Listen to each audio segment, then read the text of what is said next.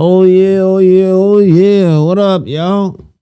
What up, my motherfucking people, man? Welcome, welcome, welcome to the motherfucking Green Grass Podcast live, baby.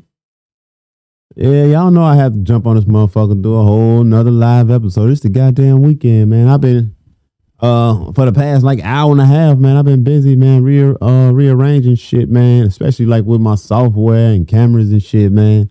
I had to just revert back to my own software and shit, man. I have been using that Restream lately and shit, but my either they software or they motherfucking or my motherfucking internet ain't right for that shit. But that shit was not working for me, man. Too much fucking interruptions and glitches and lagging and all that shit, man. But before we jump into the goddamn show, 'cause y'all know I'm finna get hot in a motherfucker. Before we jump into the goddamn show, man, for those of you who don't know, man, I am the host of this goddamn live stream, the one and only American Rob, aka the one that got away. Yeah, that's right, nigga. Your bitch missed me, bruh. But enough about bitches and shit, man. We ain't gotta bring that energy just yet, right? Unreal. Y'all know I say that energy for the internet, scrolling and shit when I see y'all little dumbass daughters, sisters, and mamas and shit out there beating each other upside the motherfucking head.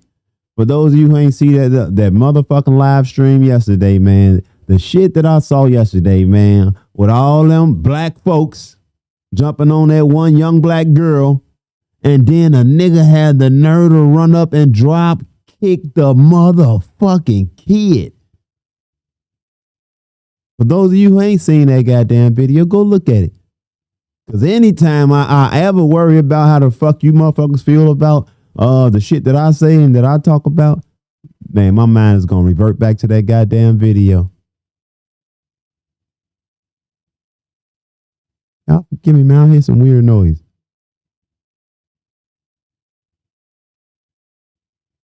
I think, is this wind? A train or something? I hear some strange shit outside. I don't know, but fuck it, man. I'm gonna jump into this motherfucking shit that I'm streaming today, man. It's a animated video, actually. Of my favorite comedian, man, but Patrice O'Neal. But Patrice is way more than a goddamn comedian, man. I look at him more as a philosopher than a comedian.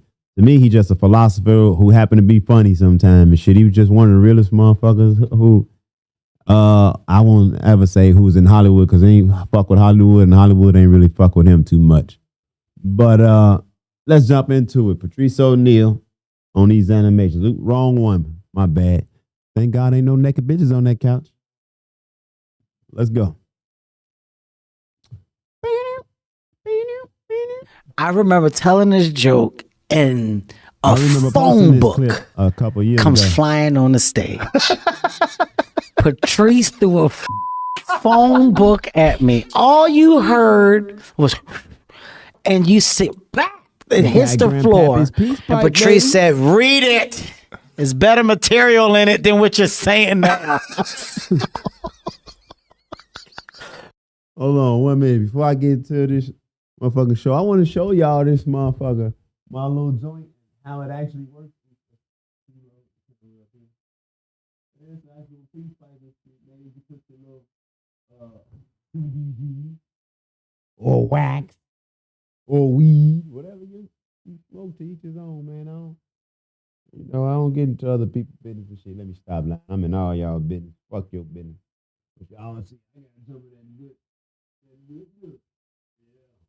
Yeah, it's got a little cap, man. You put your cap, whatever you gonna put in that motherfucker, throw your cap on, and then look, feel proof, baby.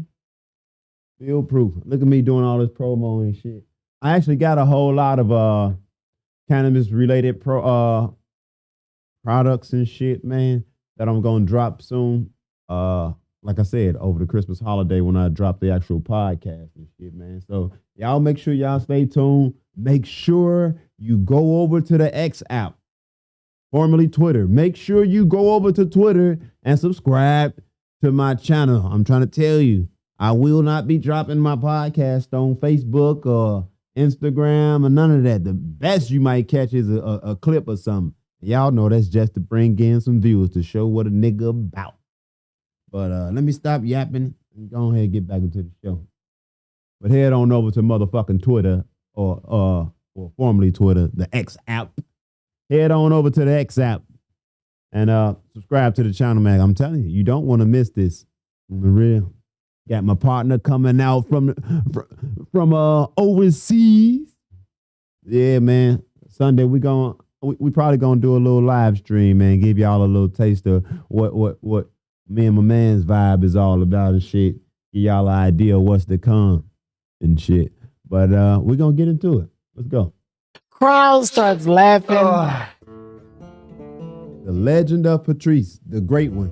The same way y'all fake praise Jesus. In this dark basement known as the Comedy Cellar, I value some of the shit. best comedians in the world have gathered to saying sharpen their skills in the often brutal world of stand-up comedy. Bill Burr, Kevin Hart, Jim Norton, Colin Quinn, Greg Giraldo, and Bobby Kelly all said there was no place like the Comedy Cellar to help them develop the thick skin needed in the comedy scene. The Cellar reserved a table just for comedians to gather and abuse each other over their new haircut or the shirt they wore that day. No one was safe, and to be brutalized at the table was often seen as a rite of passage. Yeah. That's so awful. It's so awful. It sounds terrible. It made us better. If you had all five of them trashing you, like when you went on stage and somebody heckled you, it was hilarious. But in this world, there was one figure who loomed larger than all the rest. And there were nights when you were on a roll and you were killing someone at the table, and then he starts walking in, and your heart would sink. Oh fuck! Here we go. Here we go. Now it's the real deal. Dad's home. At the comedian's table in the Comedy Cellar, you know, I'm trying to make sure I get all my vendors and all that shit in order. Known for his brutal honesty and ability to improvise for hours on stage, Patrice O'Neal was a comics comic through and through.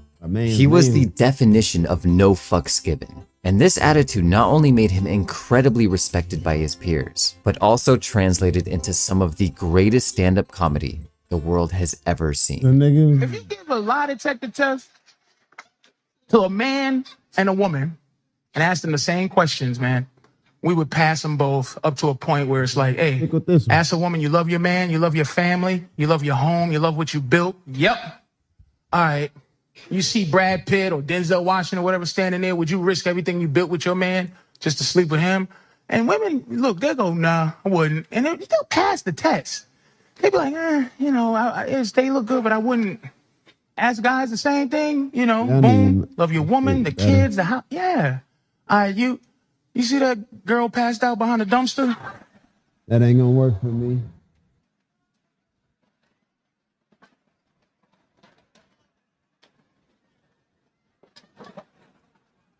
Would you risk everything for a passed out woman behind a dumpster?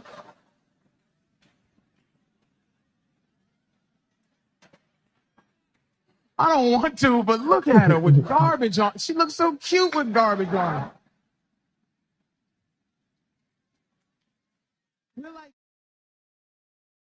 Y'all don't mind me. I'm over here working at when the same Patrice time, was a man. boy, there was one traumatizing event that would come to shape much of his later really world. I be working and just streaming at the same time most of the time. Blackness involved. Oh boy, got yourself a piece of white ass. So here's the story. We're going to look for these other girls that we met. So we started all of this shit, just so y'all know, man, this shit is so years and years old, man. There was a black girl and a Portuguese girl. And it just went smoothly. Just talking, just chilling, just fucking, things like that. Being young, here's the mistake. We told one of the guy's cousins I know I was locked that up. This chick, we did this. Yeah, we had a fun time 2 weeks ago. He goes and grabs her. And this fucking cocksucker, to this day, I hate this motherfucker. He blackmails. Says, listen, if you don't suck my dick.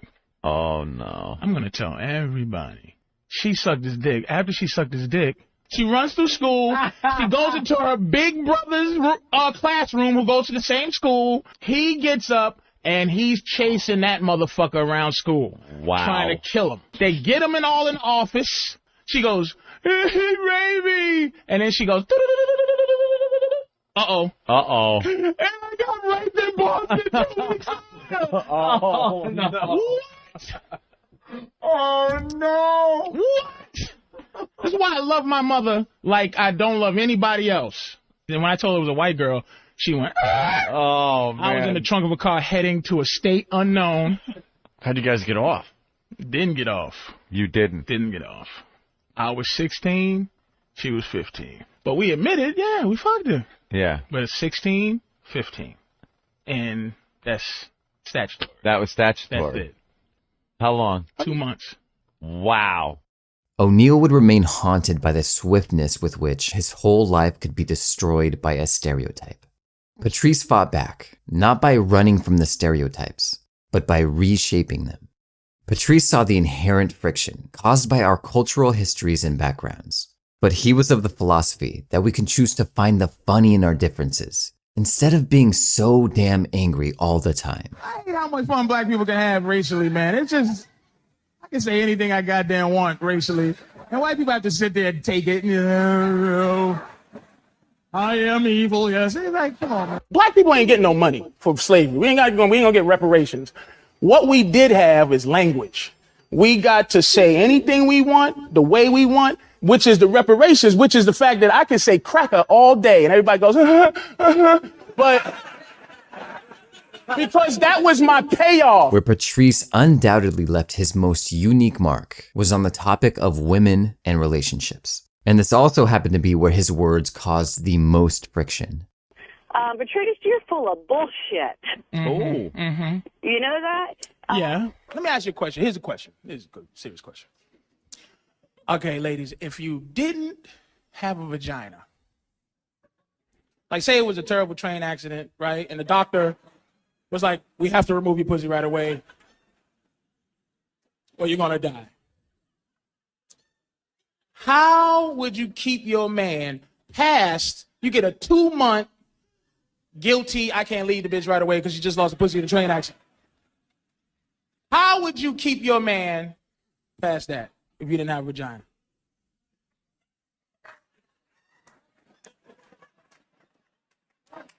Wow.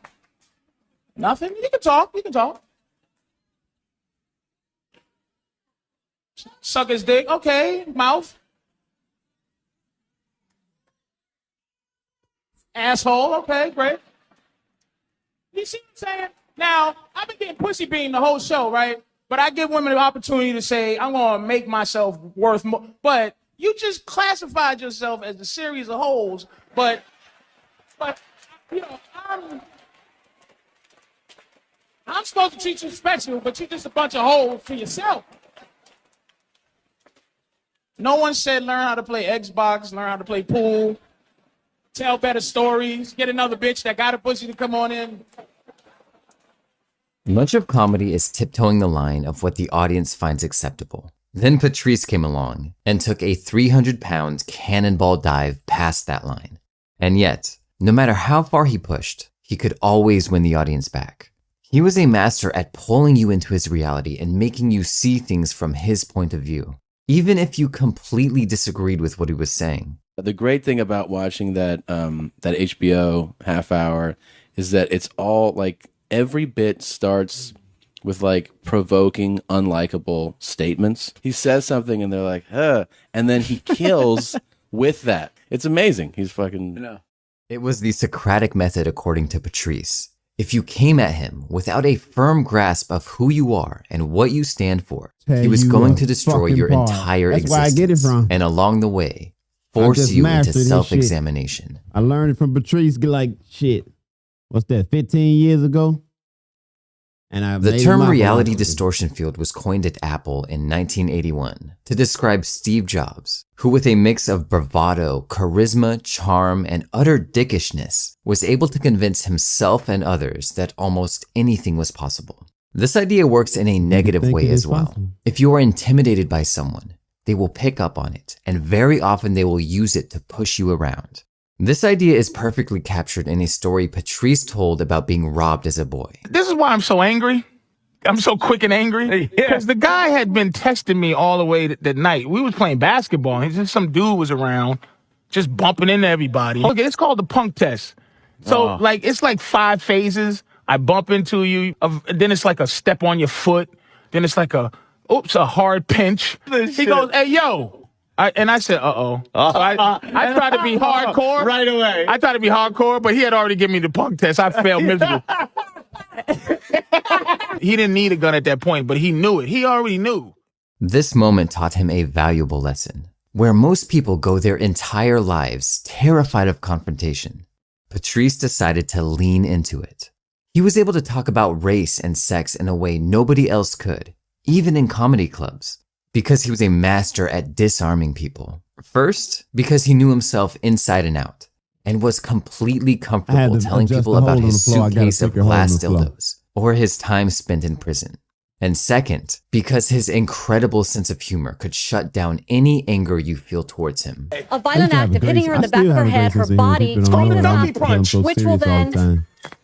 Why are you laughing? She's outraged. It's called the donkey punch. It's whole humor that she has no clue what it is. He not only embraced confrontation, but sought it out, because that is where he thrived. There are many great comedians who passed away far too young, but unlike most of them, Patrice had thousands of hours of his musings on life, relationships, women, and happiness, immortalized on the radio show Opie and Anthony, which have now been cataloged across YouTube, allowing the truly unique thoughts of Patrice O'Neal to live on in a way never seen before. As good as Patrice's stand-up was, this is where he was at his best, sitting in a room with his friends, shooting the shit. His advice for men about the topic of relationships was so different from what anyone else was saying. And eventually it all culminated with the birth of the Black Phillip Show, with Patrice acting as the Black Dr. Phil for the dozens of men and some women who called in seeking advice. Shout out to my homie, there was a simple message Patrice wanted us to get, and that was to not let anybody walk all over you.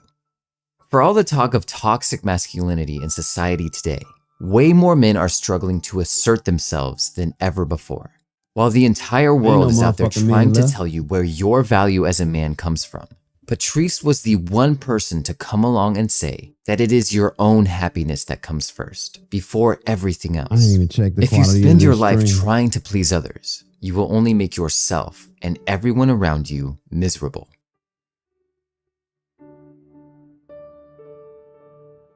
It is a crime that Patrice was not a household name, but much of that was his own doing. His pure, not-give-a-fuck attitude is what made him so great. But yeah, he had the most don't give a fuck of any 100%. Comic I ever met. Like 100%. The most. 100%. Yeah. Good and bad, though. Yeah. You know, there was a good to it, and there was also some bad to, you know, a lot of things that didn't happen for Patrice probably could have happened, but I think the level of not give a fuck prevented some of those things. Well, he was almost too authentic. Yes. Patrice hated the reality of show business, and he regularly spoke out against it. Feedback to go into the microphone. For Patrice, all that mattered was the truth, and he simply refused to not speak his mind. But at a certain point, it seemed like honesty, integrity, and refusing to compromise became sugar-coated terms for self-sabotage. It's not like he was asked to do ridiculous or immoral things. He simply had to show up and audition for Spike Lee, or not trash the execs at Comedy Central for 30 minutes. But then again, maybe we don't get one without the other. Maybe the guy who would sit there and be contrite in a Comedy Central interview could never be as genuinely funny as Patrice O'Neal, the man who spent all his time with the best comedians in the world, all of whom, without question, said Patrice was always the funniest guy in the room. A lot of work to go, but y'all see me.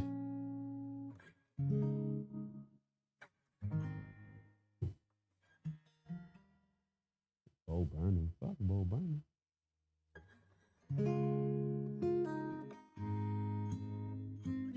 Rest in peace, the great Patrice O'Neal, man.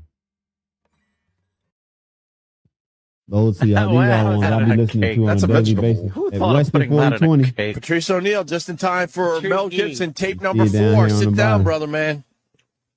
Brother, man. Down, Patrice. Did you? That's when they was going through the Mel Gibson tapes. The 90s? Holy shit. Man, I'm telling you, for those of you who don't know, man, go and look up the Opie and Anthony show. It was like they were like the I dig your funky vibe, bro. They was out when like Howard Stern was most popular, but they ended up breaking up and shit. But they was like Howard Stern, like real competition and shit. Patrice O'Neal. We're all talking to Patrice off air lately. I don't know why. How's the Canadian? Are you going back or not to Montreal? It's over. I'm here. Oh, you would have left already? I'm sober. And a lot of people picking up on you not getting into Canada. A lot of blog sites. Here and there. It's becoming a thing. Yeah, they fair. I mean, they reporting what it is, but it's no one's really being an asshole about it. The other day when you told the whole story and some listeners and the rape word, the rape word came up. People were like, what the fuck? Patrice raped someone? Like, well, let's slow the fuck down. So we had to replay the story on the show just so people understood exactly what you were talking about. Because you hear just rape, that's pretty fucking brutal, right? We were going through the whole semantics thing of rape there on the phone. Oh, when we was talking, because it's like I was just calling everybody because you guys it's good to have an outlet. It's good to have that. You go, you appreciate it, but not just the outlet because you guys could be like, very interesting. Like you could go, I won't ever see this rapist again. Like, if you're that kind of show, but it's like, you guys not only, you talk about, then you fuck with, it's like a lot of the Twitter people. You go, they'll fuck with you, but it's how, they kind of follow the lead. It's like the word, we were talking about just the word, rape, is like a fucking powerful ass Whoever word. invented it, it's just a unbelievable goddamn wow, word. that is a word and a half. You know what's rape? You know what's less powerful than rape? Date rape. Ah, see, and that came up too. Right. Oh, really? That date rape. That's a gray area. That's a gray area. Fuck you. What's the date story? rape, statutory no nigga should rape. be in fucking jail for. There's on terms of rape, there's the lowest, which is a woman. Like I said, one thing to be fair to women. Yeah. The idea that there are men out there. The idea that men can jump out of a fucking closet and choke you and take your pussy is horrible. So you figure God has invented something equally to even out the situation, which is you didn't rape me, but I'm gonna say you did. And that is horrible right there. That's the lowest level is being accused of it, and you didn't do it. And you didn't do and the highest level is you did it. You fucking raped somebody. Yeah. There's some middle rapes. And then there's the middle one where you have sex. You have sex with a girl. Now I'm confused. Some things are rapey. You have sex with a girl, and everything's fine and dandy. And then the next day she decides that wasn't fine and dandy, and that was rape. Here's what I learned. And it's put in the same category as the guy that jumps out of the closet with the knife. I was saying yesterday that it's like saying that you committed murder, but the person's still alive. It's like, wait a minute. You're a murderer, but the person is right there. It's like, but it's called murder. No. You learn these things like, look, a girl can say you raped her, and she can say that she gave you pussy. Like she can go, look, I gave him some pussy, but I was so afraid not to give him pussy that if I didn't give him pussy, I think he might have took it. Right. And you go, excuse me? Yeah, what? So I gave it to him. Consensual rape. So it exists. So that's rape. Oh, because they're trying to save their lives, probably, right? Well, that's what that would be. No, I'm just asking. I don't give a fuck what a bitch. If she's giving up pussy, it ain't rape. Giving it up, thinking, fuck that bitch. Fuck what you thinking. Fuck what the fuck you thinking. Maybe he's giving it up just. You're feeling loving, like you're like, this is fantastic, but she's like, he don't know he raping me right now. Fuck you. He don't know. He don't realize that I'm being raped. He don't realize that right now. Wow. I'm too scared to say no to this big black motherfucker. Like, and you believe it. Look, if I got caught with Lindsay Lohan in the room and the cops was looking at us, I'd be like, I probably raped her. What else can I do? I mean, you don't believe it, I don't believe it, but the bitch gave me pussy. What am I gonna say? But it really would be the easiest thing for her to prove. Prove that he raped you? She would just like nod her head like. And I'm looking at myself naked, going, you know what? I would never would let me fuck me. Let me get on top of me. You know what? I had to rape her. Take me away, officer. I like when Jimmy said that before, though. It is a little rapey. It's like, where's rapey rape fall in this whole thing? But that's the whole thing. It's like, we joke about that shit. Right? It's like when you see that, is that number one on the chart? What's that? Rapey rape is the number one. That's the one where the guy jumps out, doesn't know you, got the knife. That is the ultimate. Like, there's no fucking. That's where it's an act of violence, right, and an act of domination. Whereas sometimes date rape is if you're fooling around and she goes, "No, I don't," but your hands up her skirt. And your dick is, I'm not saying it's right, but I mean, there's a difference between I got to blow a load and I want to fucking cave this bitch's head in. But even that is different than what Patrice was just talking about, was now you don't even know that you're committing a rape. But see, this conversation, it sounds like it's victimizing men, which you just can't do. No. So, but I would tell you, when I first time I ever left the country, when I went to Amsterdam, not from no it was this girl. Man. She was so fine. You know, I was nervous to be next to her. But for some reason, she was liking me or something. Even victim. No, probably was 18, 19 years old. I was 27 at the time, right? So we're fucking around. I'm trying to figure out how. I don't know how to get pussy like this. I'm just sitting around. We hang around, playing around. I'm actually playing around, tickling and this and that and all that. Give me some good Finally, sleep tonight, nothing happened. Fell asleep. She left. Right. She calls the next day. Said, "Oh, you leaving?" With that voice. She's like, and I'm talking to her. And I go, wrestle. You seemed like you was a little horny last night. She said I was. And I go, well, why didn't we mess around? And she just was like, I knew you was young. I go, what? I go, I'm older than you. She goes, no. Sometimes you don't ask a woman for what she want. You should have took it, little boy. Oh. And I almost, shit on myself with horny. Like horny just absorbed me because I didn't even have that as an idea as the point. Because you got to understand, my situation was basically the girl was, she was a brazen hoe, the girl that got me in trouble. I mean, she was just a brazen girl that just did everything. So that was what it was. But this girl, the idea of like, I didn't understand that till later in life is fucking play rape. Girl like gonna be slapped or fucking choked. All that shit is, but it exists. But you can't talk about that shit because it's like, oh, what? There's some women who love to be fucking choked. There's some women, talking about the guy punching the girl in the face. There's some women, man, who feel you don't give a fuck about them if you don't, there's some, I'm telling you, to go to the Mel Gibson thing, my girl heard that, her pussy got wet thinking about getting me to that point. No, she was thinking about fucking Mel Gibson. If that was Road Warrior Mel, but not this melted version of Mel. This haggard-looking man who I thought he was 70. This fucking Osaka, this bitch has melted the Road Warrior, man. Fucking Tina Turner couldn't beat him, but this bitch beat him. What do you think she did? She did something to set him off. She systematically. It could have been something really dumb and stupid, but she did something. You know to get what him to this point. I believe point of rage. I believe that they have an understanding. I believe when you have an understanding, even with a prostitute, the understanding is I'm paying you for pussy. But it can go wrong if she goes, "You're a fucking, you're paying for pussy, loser," and you go, "You're selling pussy, you fucking cunt." If you both break the fourth wall and tell the truth.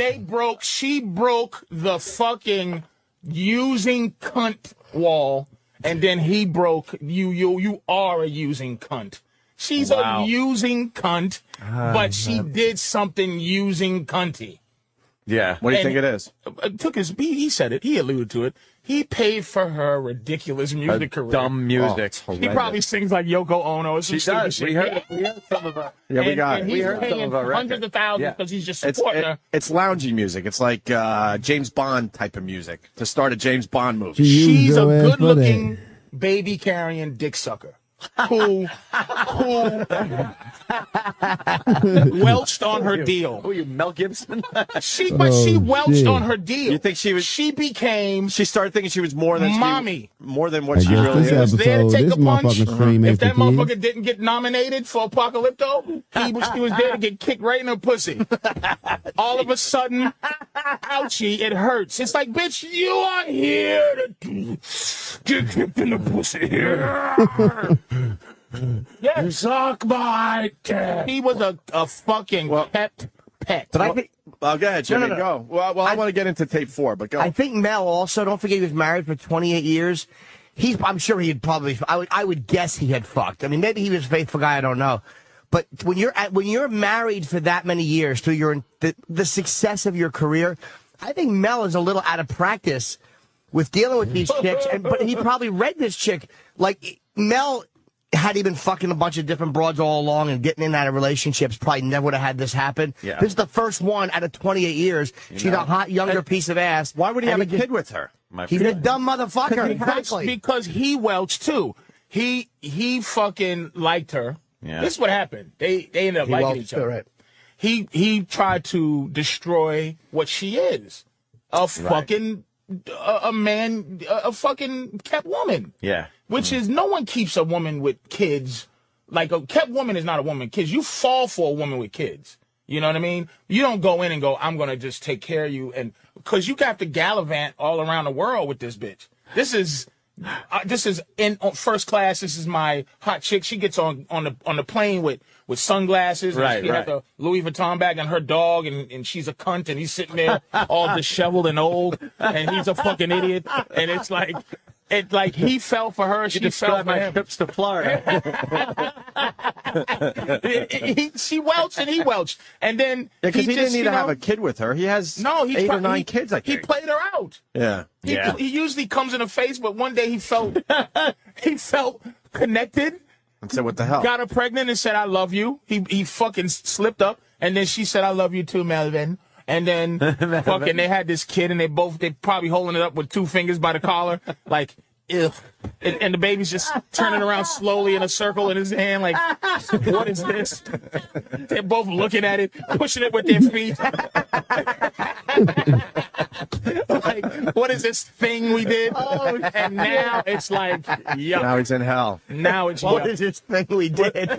With that, it's slowly turning. Yeah. Like a wind chime. It's just like, and she's blowing on it. And like, when you pick up a napkin with a substance on it, you're not sure if it's jelly or cum. Hey, with that, let's get into tape 4. We played this late in the show yesterday, but with Patrice here, we'll get another angle on this whole thing. Wow. I don't like the way he talks to her. Tape number 4, I think, is our favorite now, right? Tape number He 4. bullshitting, just so y'all know. Before we go into this, I am absorbed by this. I said It's the greatest thing ever. Greatest in entertainment. Hollywood tape or whatever scandal thing that I've ever heard. But even the people who are supposed to attack him, right? Okay, should start off with like, "Holy shit, Yeah. this That's is what we're- great." Yes, that's And what we're this waiting for from is the mainstream media. fucking great. Like, I know they have to attack him, but there's articles coming out with the headlines like, "Hey, why aren't people mad enough?" It seems like people aren't mad enough, and I think it's because of the almost childlike perfection of his rage, man. Jesus, Danny. Took us out of the show again. And I'll tell you another reason people aren't as mad is because on some level people know they are fucking being voyeuristic scumbags. Yes. Yeah. Looking into a guy's living room the same way they did with Alec Baldwin, the same way they did with Dog the Bounty Hunter. Michael Richards is different. That was public. But people understand that they're being voyeuristic pieces of shit. Patrice is making a great point. This is, as a human being, you're like, no, I know, but I'm just backing up both of you guys. That it is a holy shit as a human being, and they don't acknowledge Yeah, you got to step back for a second just to enjoy it and go, "Oh my God, this is amazing," and then you can be like, Even the people who are going to judge him and you know, the professionals, Dr. Drew and all these fucking traitors who are going to call him narcissistic, and because like Dr. Drew never wanted to call a girl a cunt. It's like the lying. It bothers me to such a degree. Right. Like you, this guy, man. Yeah, let's get into this. Here it is, tape number 4. What the fuck do you hope you're accomplish with that? What are you Male accomplish hot. with that? What are you gonna pay me back? If you do that, it's over. It's over now. Fuck you. I bet a whole lot of y'all don't even remember this scandal, do y'all?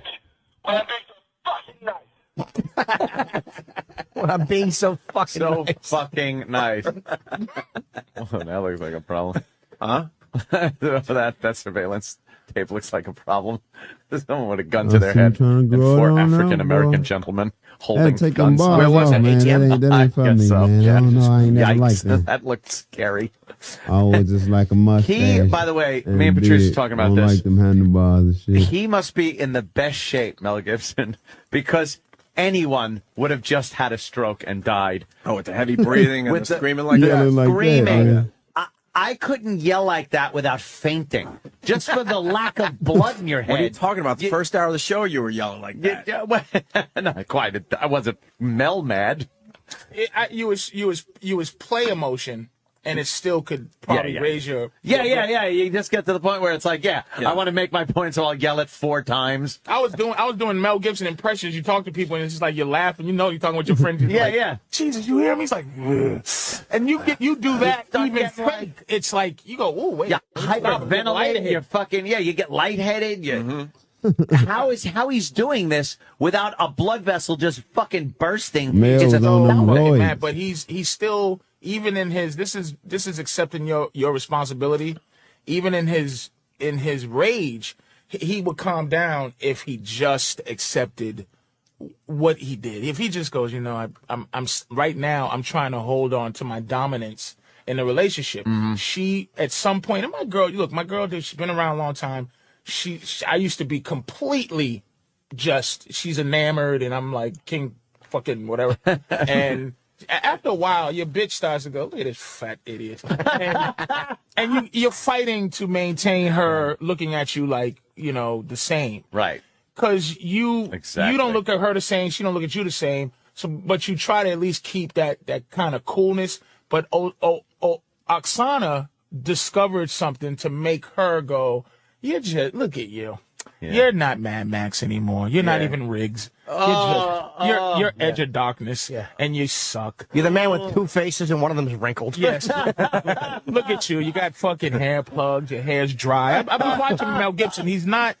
Mel Gibson was a gorgeous motherfucker when he was younger, man. His hair's dry? It's dry. It's that dry. I know what you're talking about. Leaving me just dead hair. Dry leaving me. That mattress stuffing, which is just like it. Like Bruce Willis cut it all off and oil it up. Well, death starts. Wait, is the movie death starts with your hair. It does. You're dead. Death starts with your hair. Go to a Mad Max picture.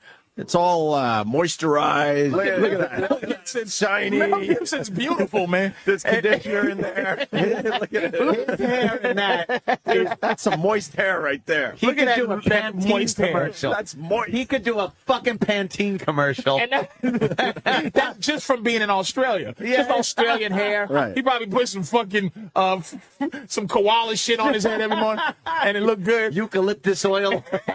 and now he's just. Oh boy! And then you see that it's starting to dry out. Turn into the Unabomber, and he's just like his eyes don't blink. He looks like Bobby Fischer right before he died. Just a crazy Jew hater. And he's now insane. But you see, I was kicking.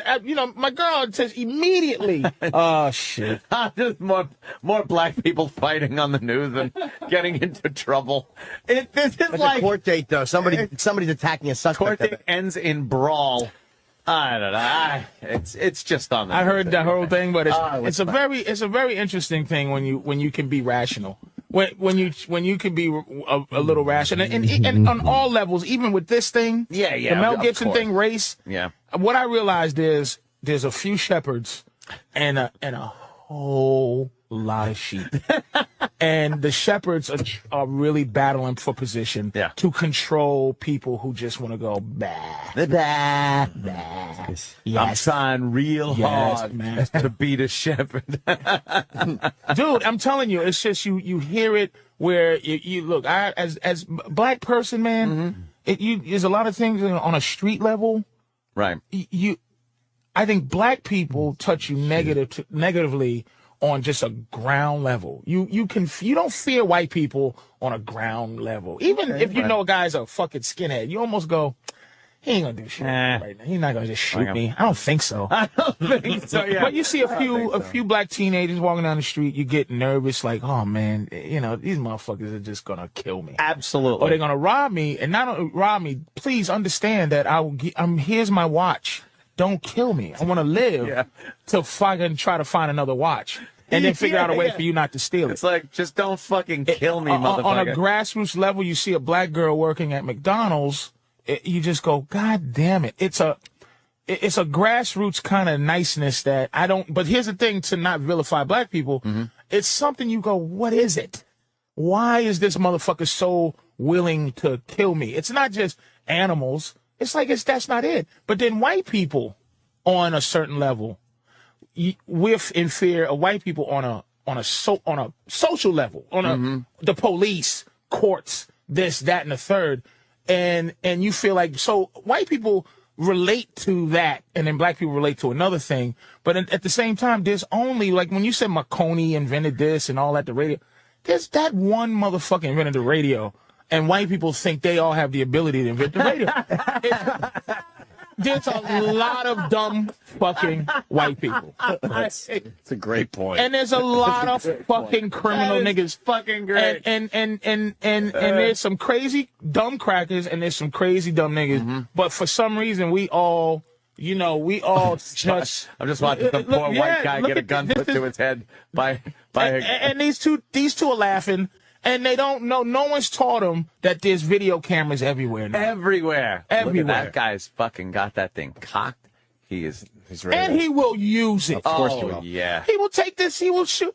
And do they shoot the guy or no? Frightening. I don't know. I don't know. I don't even know what that's that all story local is. news here. I want that to stop. I want that to stop. That shit is not. And I don't want to have to defend it. That's the thing. Right. So when a white guy comes on and he shows this little crazy motherfucker with a pistol to somebody's head, and the chief of Ray Kelly, the commissioner, he gets on and he's the white guy and he's like, this is animalistic behavior, and you see it's a black guy, then black people have to go, hey man, watch out, don't call us animal. It's like, why is that us?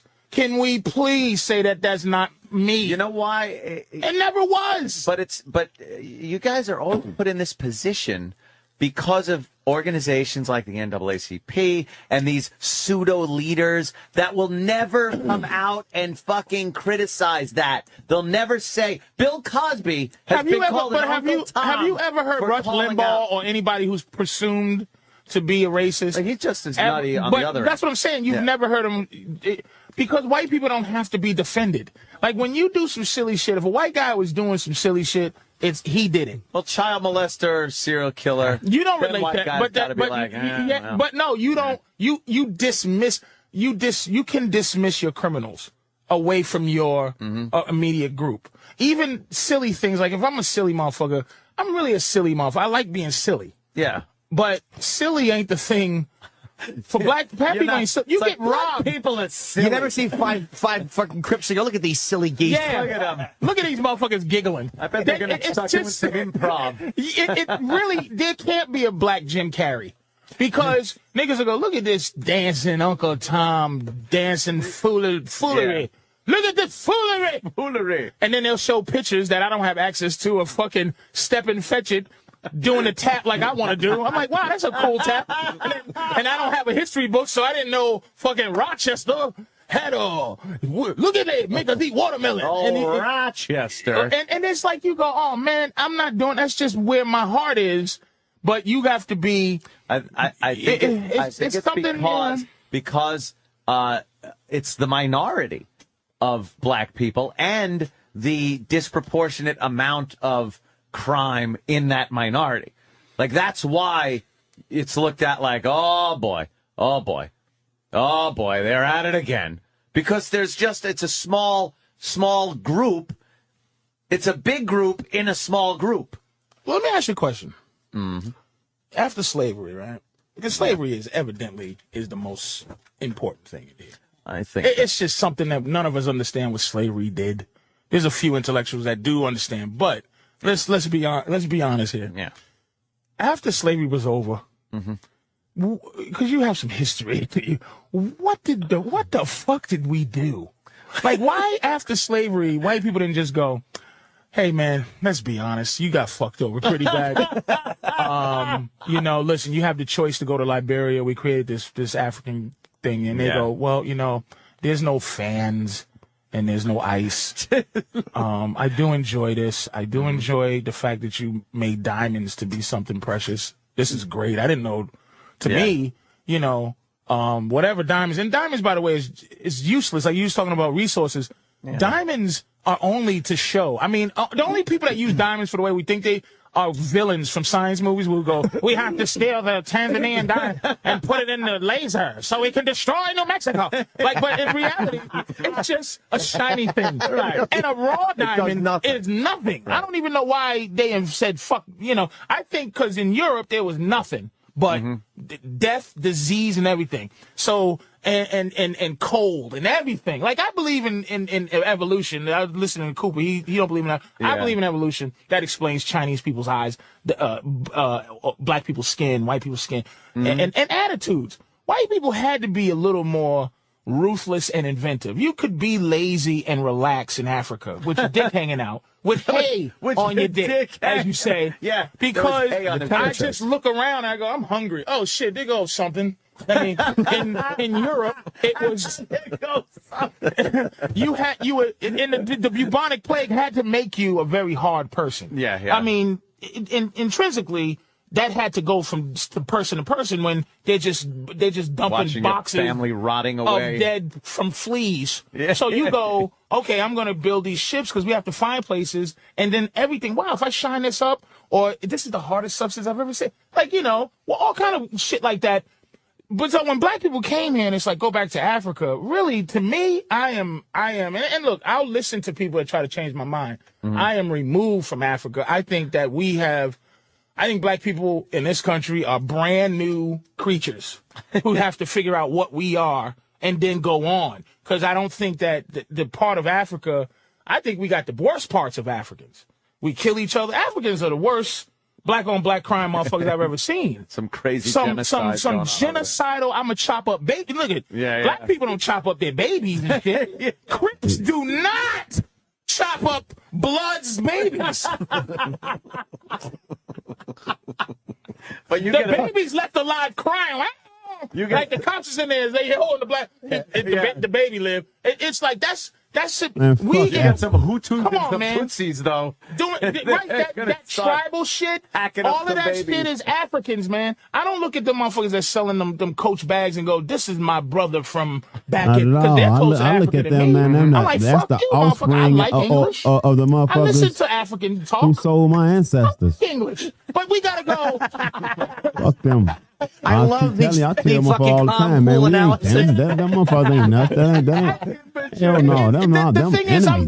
Is, I'm just saying how like I the feel. Motherfucking Arabs and we Jews. spend a lot of time because I think black people are so hurt by how we're treated. It's just, you get this motherfucker that puts a pistol to the kid's head in the.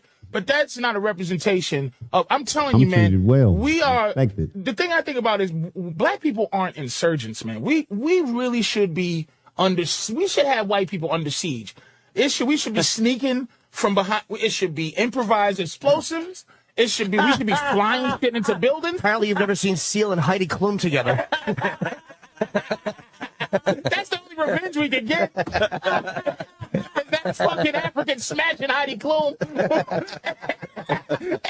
I'm just saying, we're hurt. But there's we're hurt. You know what it is? There's no unification. Oh my There's no God. way. There has to be a division before we can unify. You can't get a group We have together. to identify each other So much first. history, Anthony. Yeah. You don't look at the human level of it. You don't look at the level that of slavery was designed to make us. There's a thing called the Willie Lynch Papers. That's completely. Everybody in the world should read it. It's some people say it's a lie. I believe it to be true. But the Willie Lynch Papers is from this guy who had a meeting over in Jamaica or Anyway, it was on an island with other slave owners to give them the blueprint of how to control a people. My mic level was low as hell compared to that. And you control their existence. I just raised it, trying to see if it's gonna make a difference. Mentally, because you can't just out and out control 30 million people from doing shit. So white people thinking how they think, like, shit, if that was me, I would be, it'd be fucking poisoning every white person be dead. So how do we do this? And it's so long I can't go into, but you have to look at it. It's the design of how to control black people. We're mentally controlled. And the control level was not white people controlling us. It was us controlling ourselves through black women becoming the most dominant by killing the strongest black man and in front of black women and the black children and say, wow, the leader of our family is being tarred, feathered, and destroyed right in front of me. Black folks, y'all listening, man? Y'all getting this psychology? Generations start to There's a science behind this shit, man. To fear death, that motherfuckers ain't addressing. To not be strong, to hide, to kill each other, and then they are now the boss. If you notice, black women, look at Oprah, man. She's the motherfucker. There is no black man Oprah that the whole world loves and goes, that motherfucker's a bad motherfucker. Tyler Perry. But come on, man. He's questioning. You know how? Come on. Come on. And he has to dress up like an old black woman. Yes. To get his shit out. To even fucking. I'm just saying, dude. It's deep. I don't know it all because somebody with more book knowledge can come in. But I'm saying there's something there that it's just not fair to be under. We've been only free a third of the time that we were slaves. Patrice, that's what I'm saying. Who's the number one male Oprah? Tyler Perry. You think it's Tyler Perry is the number one black male in America? The one that white people embrace. Like they do Oprah? They embrace. Wouldn't you go more Bill Cosby as the number one? Nah, man. Back in the day, Bill Cosby was. Tyler Perry number one. White people don't love Tyler Perry. We don't know much about him. Number one black woman. Who's the number one black man in America? And to white people? It can't be Tyler Perry. To white people. To white people. To white people or to black people? To white people. Black people go, oh, I love this guy. It used to be Obama. That's a big drop off. Hey, this motherfucker just said Tyler Perry, he's not right? Influential. He's just a great artist. And I promise you, look this shit up. This video is like 12 years old. Black woman. So who's the big powerful? Patrice O'Neal died. This shit probably longer than that. Patrice O'Neal died in like 2010. But the black women power makers, right? You if you go Oprah, you go Monique is powerful to a number two. Monique is up there. Wanda's up there. Fucking Wendy Williams is up there. Where they could be whatever the design they want to be, but it has to be Whoopi. Has to have some honey child in it. It can't be a normal like hello everyone. Condi Rice type. I'm a black woman. Yeah, Condi Rice. It has to in an entertainment world. It has to be like that. Condi has to be this asexual kind of Hillary Clinton thing, but that's a woman thing. Yeah. So because Hillary has to be, you can't have no sexy ass bitch. No. Like Sarah Palin's cute, but she's still a very rigid. She can't be hi America. Man, I can't get this audio right for nothing, man. I'm trying my best to figure it out, though. As an actor, over Tyler Perry. Yes, but he's not culturally. No, brother. He's not culturally loved by white people. Oh, by white people, Will Smith by far. Will Smith probably by far. But no one listens to his opinion. Oprah has influence over culture. Will Smith is just entertaining. As a black, they don't because it is the fear. Look, man, like going through my thing on probation. You know, you realize when I came in I was on probation for a year afterwards. You know, under the supervision of the state or whatever. And I realized something. I came in very mad, very, very, you see how Mike Tyson is now becoming beloved? Yeah. Because he's having these epiphanies about the mistakes he made. Yeah. And white people are like, good nigga. Good contrite nigga. You see how you see yourself. Good boy, Michael. That documentary helped him. Yeah, because I see myself in this fucking way, but I learned from the probation officer as I'm coming in angry, feeling victimized, like this is wrong, man. Why was this done to me? He didn't give a fuck. His whole point, one day when I came in one morning, I don't know why I was feeling good. I said, I have to deal with it. So I come in, hey, good morning, man. How you feeling? And he was like, He opened his drawer and started showing me resources. Hey, listen, if you go down here, you can get a quick job. It was like, good boy, nigga. It's getting black men. Because people think sassy black bitches are funny. The madder a black bitch get, the funnier it is. Mother, you go. Let me tell you something, Chief. Give me a break. Hey, Chief, you a dummy. Uh-oh. Oh, shit. Hey, Helen, whatever, black, Bertruce or whatever. Oh, shit. And there's no sassy black men. There's no black men that's like, fuck that. And any black men like that has to be the new Black Panther leader. And no one accepts him for what he is. I can't believe listening to Farrakhan, white people don't listen to him. I never heard a motherfucker better speaker and more intelligent than Farrakhan, but you can't listen to him because you feel Farrakhan. Like here's what it is with Farrakhan. He is a brilliant guy, and he's a great community, and he can literally give you the theory of white people's creation, and it's not good. But he smiles, and you're like, wow, the guy is very charismatic. Some of the stuff he says, though, you listen to it and just go, it's science fiction. But let me ask, that shouldn't marginalize, dude. That he talks about. He lays things out, dude. He lays out things about the government and lays out things about people and human nature. That from a black perspective? No, from a human perspective. I'm telling you.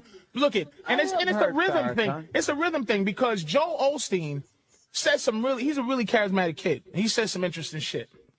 But Joel Osteen has that rhythm that black people go, look, this motherfucker is getting ready to tell me to drink poison. This is a cult. Hey, everybody open your books to page. And he's like, this creepy Jim Jones motherfucker. But he has a lot of really smart things he says. Same thing with Farrakhan, but Farrakhan, he doesn't even have the rhythm that white people hate.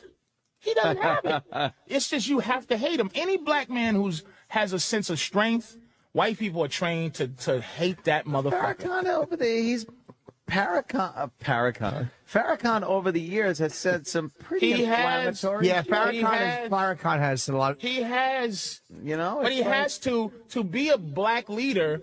But that's you can't be a black leader and black people not relate to you. But white people can listen. But white people can listen. That's why I never be a black leader. He's talking about. But then when he starts going off about the Jews and fucking the white man and then the big giant space saucer. Just going, come on. But that's the shit that makes it easy because he said something one time that hit me and it's like, look, he goes, white people are afraid of us because they are afraid of their own nature, which is what they would do to us if they were in this position and was freed. They would not take it lightly. And they look at us like niggas is up to something. They meeting. It's not happening. It's going to happen in 2014. It didn't happen then. It's going to happen in 2015. Niggas are after us. And that's the thing that makes black people sad is that we not after you like that. But it's the thing where we don't understand ourselves and white people don't want to understand us. And so what do you think? It's that separate racial thing that's horse shit. But I'm telling you, dude, at the end of the day, black people really are sad and just want the country to stop fucking around. Like, we don't do. I don't give a fuck if 50 motherfuckers rob you on the elevator, dude. It's most likely you're not gonna get robbed on the fucking elevator. But hold on, is Tyson though a case of being like, hey, contrite nigger, we're happy, or yes. But hold on, or is it because Ali was never that guy, and white people love Ali. Charles Barkley has never been that contrite guy, and people love him. Is Tyson a case of people are suckers across the board racially when somebody like Tyson, who, let's be honest, didn't come off as particularly, he's fucking manic depressive. Well, he had, you see the human side of a guy who was very brutal. He never socially. I like that point. He never socially had a Muhammad Ali kind of. Muhammad Ali did something socially where he fought against an entire system. He became love once he said, I'm not going to fight people for nothing. That's when he turned the corner. He was super hated. when he went from Cassius Clay to Muhammad Ali, he was super hated. Well, that was because he was with the nation. But after a while, when people realized he was with the nation, he bucked the U.S. government. He did everything that should make white people hate you on paper. And people saw what he was doing and loved him. But he always had social relevance.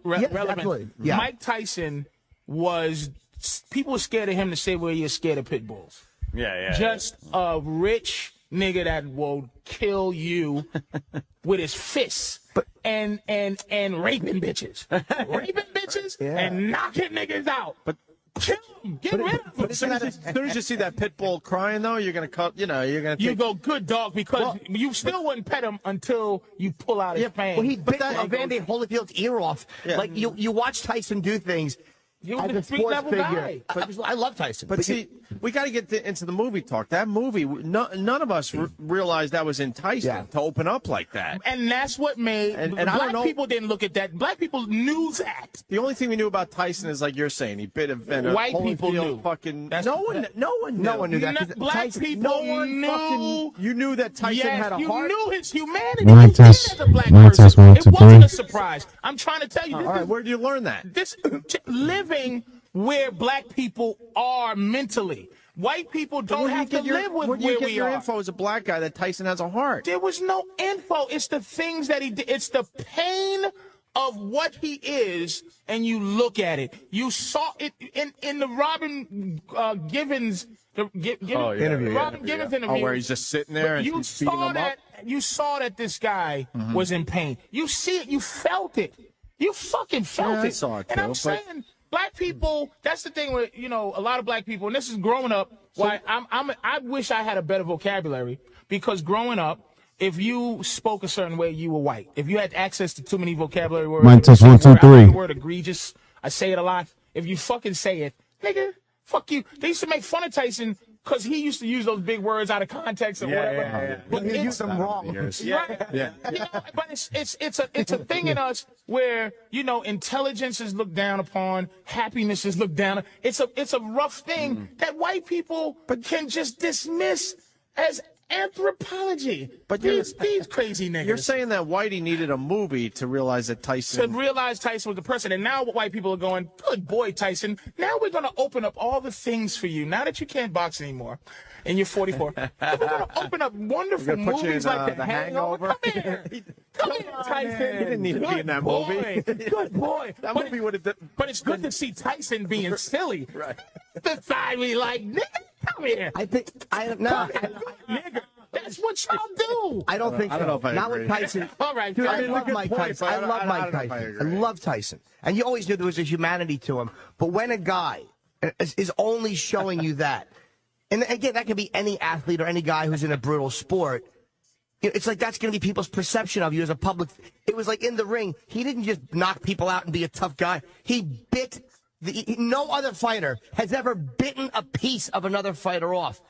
Tyson in interviews would say things like, I like fornicate. Like he would just say all these. You till you love me. I'm going to eat your children. This was manic depressive shit. He was saying things that are antisocial for any athlete to say to the media. I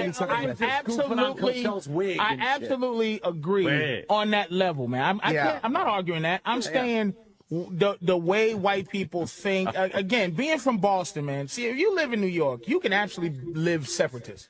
You can live a separatist life. You can never leave the Bronx and don't have to know white people. You can get a fucking job as a garbage man in the Bronx, and you don't have to fuck with white 1, 2, 3, 4, 5. In Boston, you have to fuck with white folks. And you have to learn how to live. You have, like, the first lesson I learned in summer camp is this kid, when I was 10, he called me a big nigger.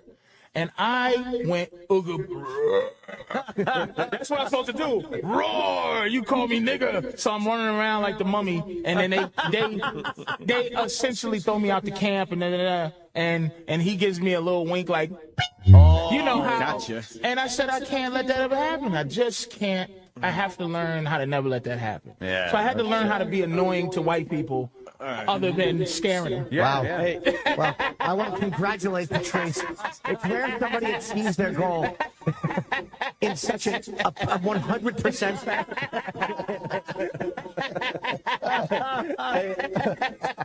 By the way, what camp did you go to? Because I kind of remember that experience. It's just look, white people believe them to be smarter than us and this and that. Just because the white guy, I watch white guys carry themselves in the smart white guy manner, and I go, this guy is a fucking idiot. I take great pleasure in taking a guy in a suit who just behaves in the manner of I'm intelligent, but he's an idiot. Yeah. And there's a lot of black dudes that's like, you know what I'm saying, who are fucking geniuses, but it's the way he has to behave where he is and how he is. And it's just a lot of sheep and a few shepherds, and that's why shit's fucked up. And everybody's gonna want some shepherd's pie after this, right? You know, fucking Jeff. Jeez. All right, listen. A couple things. Michael Jordan's name is coming in for most influential black man. He doesn't have any social influence. Yeah, nothing. All right, he plays basketball. Give me a black guy who has a fucking opinion, right? That's a powerful opinion, and white people fucking. He's a strong. I'm telling you. I'm gonna say it again. Willie Lynch papers. Read it to understand how black people are. There was a plan designed for us to to control ourselves. My mother raised me to be afraid of white people, meaning this: authority. Don't mess with the cops. Don't get in trouble. It's just stay out of sight. Don't stand up. And because when Black Panthers, all those fuckers did, they maybe blew up 2 banks, but they mostly fed black kids, and they mostly preach unity. And you got to understand this country, and this is what I mean about how we're all fucked over. Anyone who has effectively preached us all getting together on a human level has been shot. Malcolm X, when he was saying white devil, blue-eyed devil, crackers separate, he was living a wonderful, wonderful life. When he saw a different thing, when he went to Mecca, came back home and said, man, I got to rethink what I've been saying, he got killed. Because Gandhi got killed. Jesus got killed. JFK galvanized races. People who galvanize races, man, they get killed because it's not in the best interest for this country, for the people who race prey. Like you talk about Al Sharpton. What else is Al Sharpton going to do? He makes millions of dollars preying on black people needing someone to be a hero to them. Yeah. And white people pay millions of dollars to have a leader of the Tea Party. The Tea Party they showed the Southeast region director of the Tea Party. People are just waiting to hear the Southeast director of the Tea Party tell them what the fuck to do so they could go, yes. Mike test 1, 2, 3. Yeah. But do you think the NAACP should have dubbed them racist? They have to. But that's the dumbest fucking thing. It is, Anthony, but it's not when the Tea Party is seen. You gotta understand, not everybody, dude. I don't. God bless the internet. Not everybody looks at something and goes, research time. It's like they go, okay, a guy looks like me and he's talking to how I feel. He's saying it articulately. I'm going with him. But the NAACP should know better because they're not dumb guys, and what they're doing is, because they're mostly Democrat, it's simply a political of attacking a conservative political thing. They know they want to. They know better. Any legitimacy away from them so that they don't fuck up with the votes that are coming up in November. I understand. And this is my last point about, and I said this before, about white people. It's very difficult to get reasonable, rational white people to admit that they're racist. You have defined your racist as these horrible, dumb, shaven head, cheat wearing maniacs. But you're trying to convince me that there are no racists in the Tea Party. Like there's no race, there's no one with a racial agenda in the Tea Party. But they'll never a rational white person. I've never heard a rational white person go, "Yep, I work every day. I work hard. I just hate niggas. They're never admitted. You can't find it. You can't find intelligent racists. What are you doing between 6 and 10:30 every morning? But, no. You know what I mean? But this is very rare. Even though it's entertainment, this is very rare. You get to have these. I'm telling you, no, it's true. To have these conversations because and that's why people galvanize towards you when you talk. Because they're at work now, they cannot even think it. They can't even think it. So they need this from you because white people have to hide from it. Black people can be relatively intelligent to super intelligent and speak about race. So the NAACP, when they say something's racial, it's not always not. But the white people are fucking trained that when the NAACP, the National Association for the Advancement of Colored People, okay, back then, it's to say this is racial, and sometimes we need your help to go. That was some racial shit. It was. They weren't even saying racial. They used the word racist. That it's a racist organization. Now the Tea Party, obviously, there are going to be people in there going, I gotta get the motherfucker. I understand that. It's going to happen in any group. But look at the Black Panthers. They are an absolute paramilitary intimidation group. Can you please? This is another thing. This is where I try to talk from my gut and hit my mouth so it's not sitting there. The sound was just too distorted. Anthony, isn't it fair?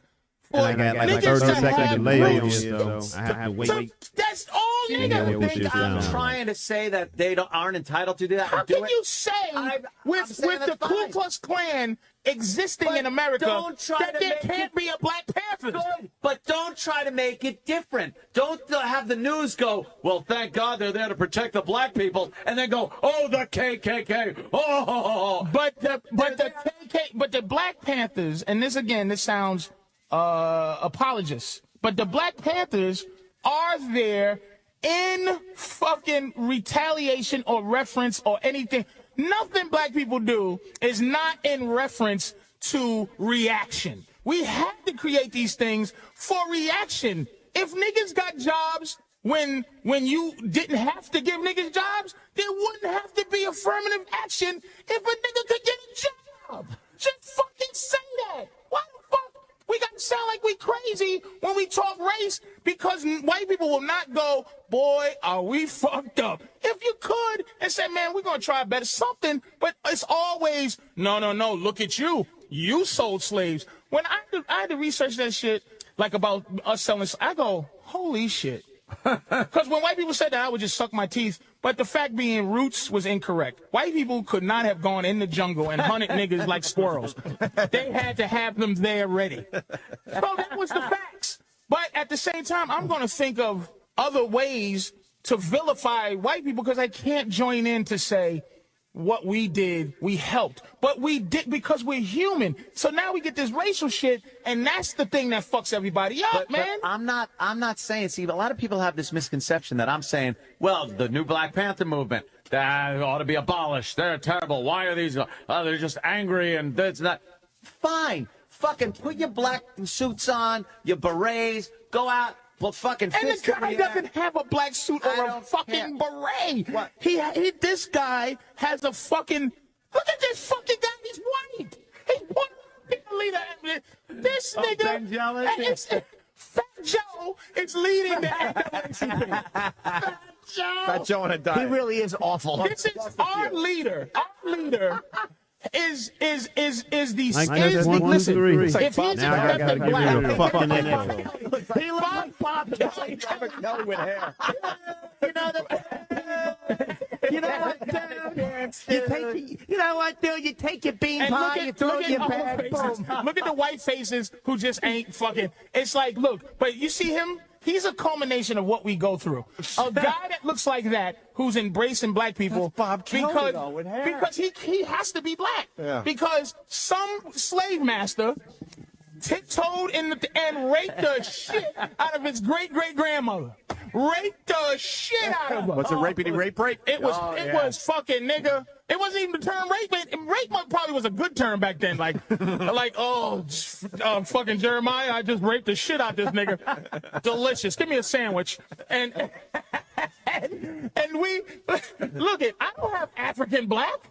Somebody got raped in my fucking You know, something happened. Yeah. As a white person, to be fair, when you hear that as a history, you go, ooh, especially if you accept whiteness. But that's what I'm saying. Your family probably got here. Fucking purity? No, but I'm saying your family, you're Sicilian? Yeah. Your family just got here yesterday, but you embrace historical arrogance. It's a fucking country thing. You're an Italian and you embrace this douchebag, fucking this guy. You embrace his fucking ideas because your skin is white. You can't. It's a shitty thing that the country does to us. That's all I'm saying. It's a human thing. We got to discuss it. Sorry, a lot of these things though are very just wrap up. Yeah. They're very divisive. A lot of these things. They're Mike, made test, 1, 2, to 3. keep us apart and divided. time. And I do think that groups like the New Black Panthers, and I won't even go as far as the KKK, but some of the more right-leaning militia groups, those things, are very similar. They want the same things. Yes. Stay out of my fucking yard. I'll stay out of your fucking yard. Which is why we can't be together at this particular time. Right. But I heard the guy. One thing when I was listening to the guy Cooper call, one thing I always try to say is, look, when you're gonna argue, you gotta have one road. It's either gonna be human and how you feel and you try to work it out, or historical with empirical evidence. You can't mix the two and have sorta some evidence and then sorta how you fucking feel. Right. You gotta go one way. That's it. All right. We're going to take a break. Most influential black guy, got one for you. It's a black guy that does the Old Spice commercials. Oh, Jesus. I'm gonna tell you, he should be living life wonderfully. I guarantee you, there's a black meeting calling this nigger because his clothes are off. He's naked in showers, and he is propped up like a goddamn slave. But why can't he just do that? Because I'm telling you, he's very influential. He's selling a lot of fucking. It's like white people that look at him and he's just like you know what? Blah blah blah blah blah blah. Great discussion, but what the fuck happened to the Mel Gibson tape number 4? I think we should break and go back to it. Yeah, we're gonna go right back into the Mel Gibson tape number 4 after the break, okay? And as we go to break, we're gonna play the Shining thing that D-Boy.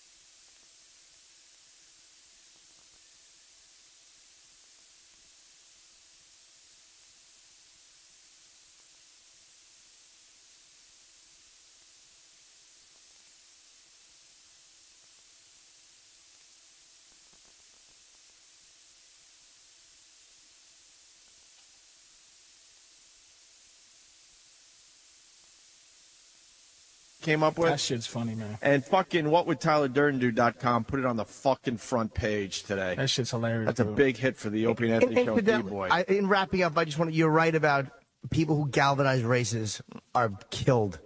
And I just wanted to congratulate you. You're going to be 150. Before you die. I wasn't sure how that was going to come out. I kind of tripped to the finish line. That still worked.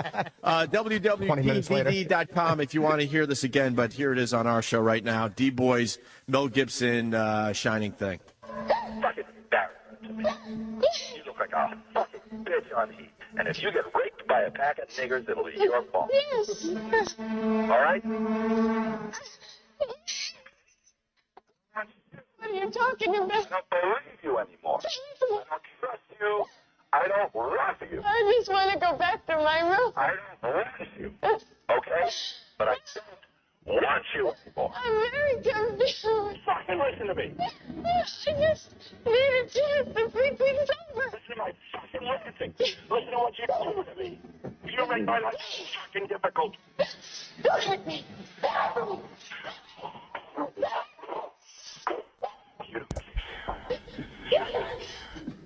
threaten me, I'll put you in a rose gun, you cunt. You understand that?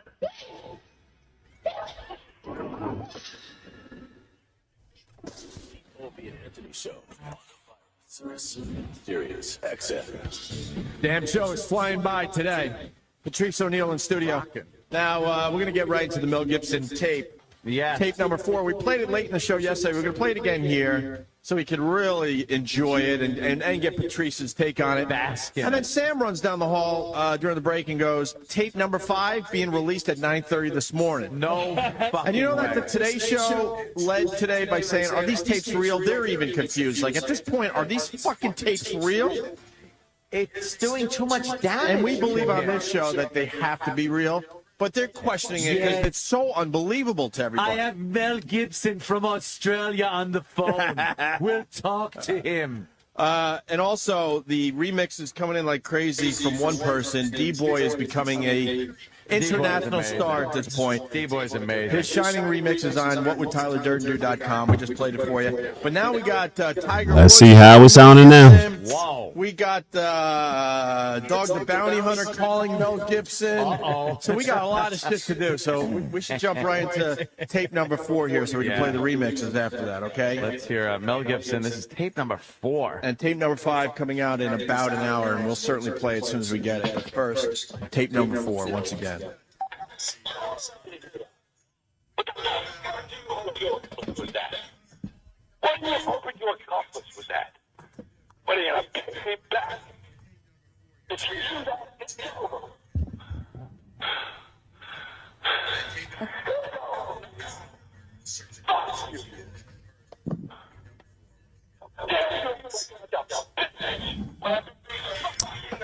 I did not blame you. I just turned some of the audio processing off. I'm trying to get rid of that distorted sound for those of you who wonder. I didn't blame you last night. I wasn't doing anything.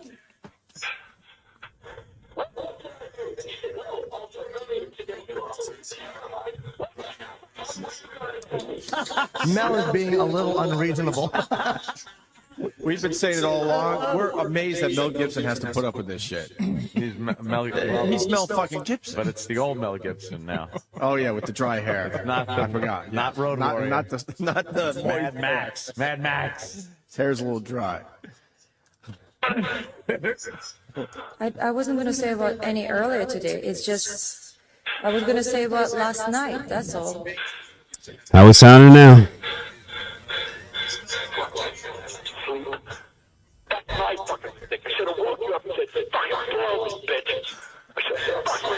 I know one of the things I need to fucking do. We were supposed to go to jacuzzi, and you said you have to wait for something. You said. I'm afraid it's dark outside. Right there. I love that. This is how you know this is not all her. Every time she does make a point, which anyone will do, Mel dismisses it. What about that? And Mel was like, fuck it. Well, it's dark outside. I'm scared. Fuck it. Get out there. Blow me. All Mel is doing is throwing roundhouse punches, and every time she effectively blocks one, instead of going, oh, okay, you blocked one, he just backs up and goes, all right, and then uppercuts. He's just looking for ends. But she's attacking him with what annoys him. Is her lack of lack of humanity. No, he's so mad. Well, she has her agenda. You said we would go to jacuzzi. We go to jacuzzi. Yeah, But if that wasn't how she argued, then he would go, "What the bitch? What is this? Are you taping me?" Yeah, that's true. Like that's what she does. Yeah. She was being her. What man? Dismissive. Jacuzzi. It's all nice when they were in the sweetheart phase, you know. Mel, that's wonderful that you do for me. I love you. I love you too. Wonderful. Fabulous. And then it's just like, oh, Mel, I was go to jacuzzi.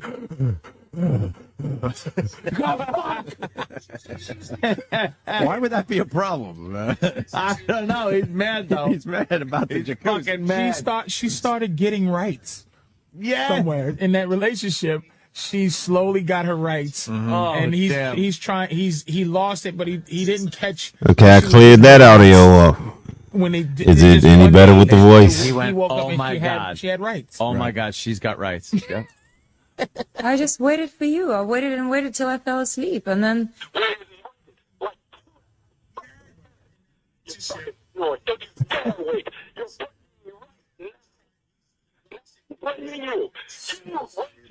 I don't blame you.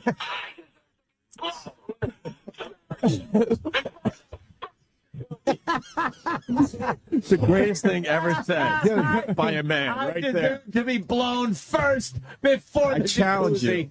That is the greatest thing ever said by a man. When you think of the problems in the world, like, there literally are kids who have flies crawling on their mouths. And then, like, if aliens came here and they just looked at all human problems, and they went from someone with a fly on their mouth and then just fucking panned over to Mel, I deserve to be blown before the jacuzzi.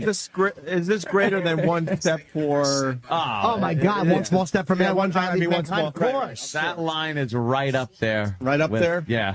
Ich bin ein How can this be Berliner. fake? If this is a fake thing, it has to be put up for some kind of Oscar. Because no one says that. No one says that in improv. This has to be put in a time capsule. He would be for other generations. If this was fake, he would be sequestered somewhere right now, going, I can't believe they're still fucking believing this when I said, blow me before the jacuzzi. Like that line, if I... Man, y'all got to bear with me, man. I got to keep working, got to keep talking.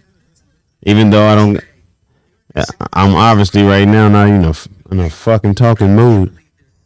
But I got to get this goddamn audio cleared up. What fucking time is it? 3:36.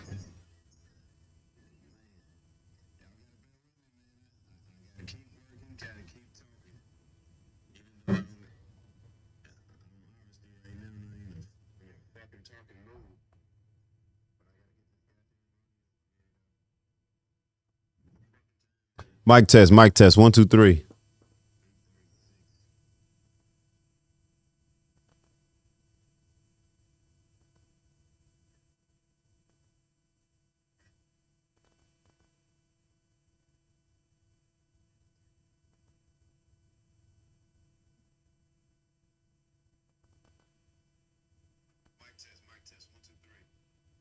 There we go.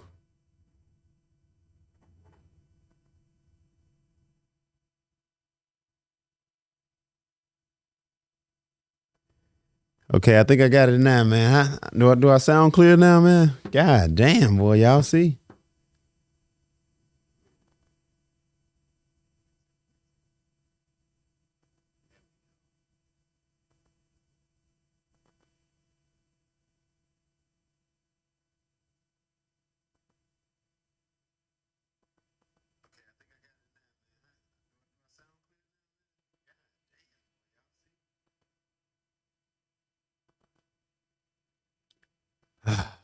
I can fucking relax, man. Even though I just dropped my motherfucking sunglasses, man. All that shit, man. God damn, Robert. Trying to think, do I want to screw this plate back on the back of my microphone just yet? On the back of this motherfucker here. I think I'm just going to leave it as is.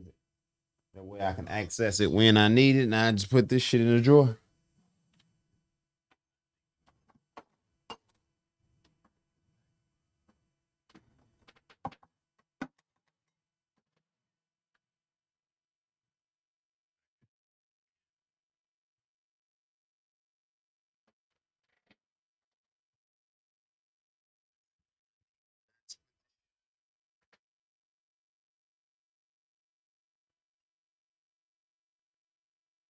Man, there was a lot of motherfucking hard work, man, just trying to figure out what the fuck was the issue with this goddamn with my sound levels, man. And That's man. If you go back and into my past videos and shit, you'll see I really wasn't even having that goddamn issue until tonight. It's always something, and I feel like the only reason I was having that issue is because I got some important recordings and shit to do over these next few days. Like I said, and shit, this shit I be doing right here, these live videos, man. This just be me killing time and shit, man. Like I said, getting comfortable on this motherfucker, man. Fixing shit, testing different shit out. I ain't one of them motherfuckers who get some shit done and then just chill and don't test the shit out until the last moment. No, I'm gonna keep testing that shit all the way up until the moment. I got to be sure that everything is right and in the right place. I forgot. I sound good though. Get some shit done and then just chill and don't test the shit out until the last moment. I'm gonna keep testing that shit all the way up until the moment. I got to be sure that everything is right and in the right. All right.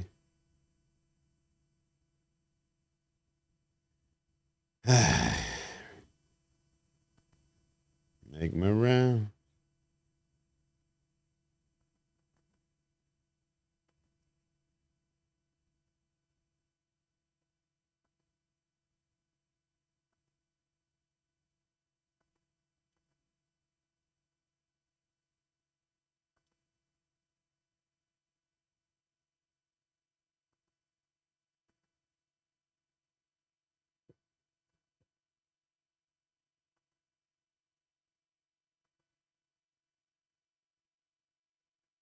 That is a good idea. But I do need to change. Wait, let me see that.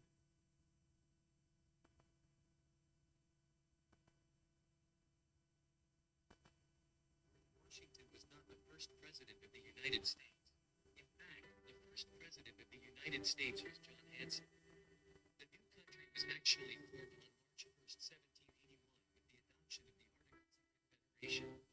This document was actually proposed on June 11, 1776, but not agreed upon by Congress until November 15, 1777.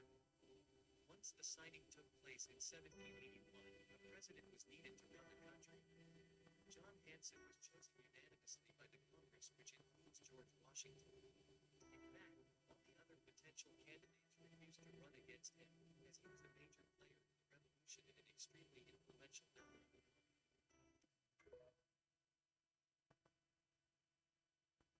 I went to a swap meet. A guy came up and he picked up one of the parts. And he says, "Look, who made this part?" Washington was not the first president of the United States. In fact, the first president of the United States was John Hanson.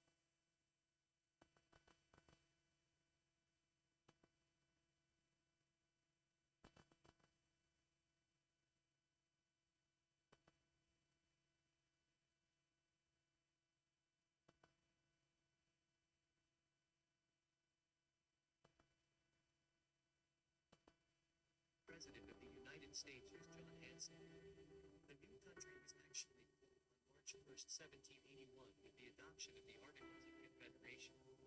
This document was actually proposed on June 11, 1776, but not agreed upon by Congress until November 15, 1777. Once the signing took place in 1781, a president was needed to run the country.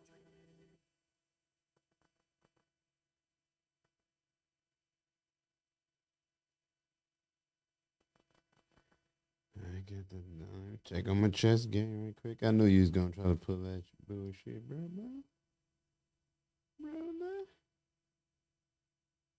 But you didn't know that I was gonna pull this shit, man. You didn't know.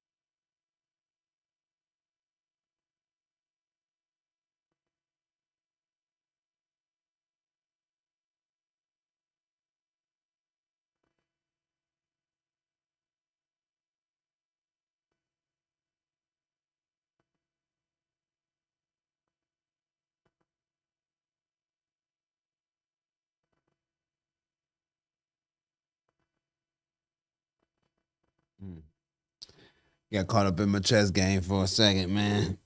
Dude made a nice little move, man. Had me thinking for a minute. Gotta check on my TikTok numbers. To remind the world who President Trump really is.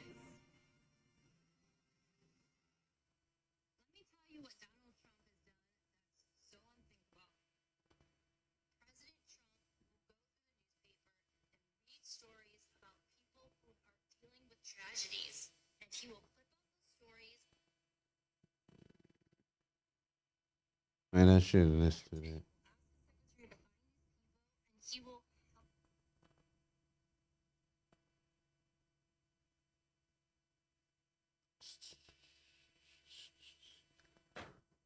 All right, man, looking like I'm good to go, man. I think might be time for me to go get me a snack or something, man. Let me see what we got on the tube now, boy. Oh. That's enough Patrice for tonight, man. Matter of fact, man, that's enough of you niggas for tonight, man. I don't know what I'm saying. I appreciate those of you who tuned in, but I got to go. I'll let you niggas later. American Rob, Green Grass Podcast. I will see you motherfuckers soon.